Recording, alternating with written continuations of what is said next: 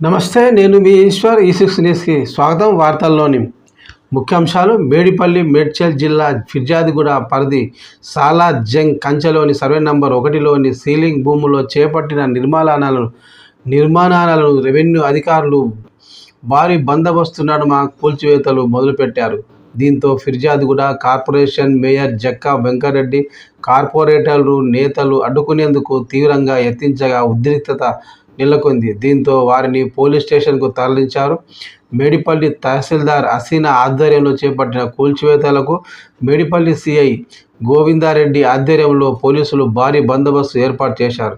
ఇది ముమ్మాటికి రాజకీయ కక్ష సాధింపు చర్య అని తన అల్లుడు అమర్ సింగ్ను మేయర్ చేసేందుకు మాజీ ఎమ్మెల్యే సుధీర్ రెడ్డి కుట్ర రాజకీయాలకు పాల్పడుతున్నాడని విమర్శించారు.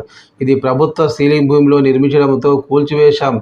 సర్వే నంబర్ 1లో 6.10 ఎకరాల సీలింగ్ భూమి ఉంది. దీనిపై ఉన్నతాధికారులకు రిపోర్ట్ అందజేశాం.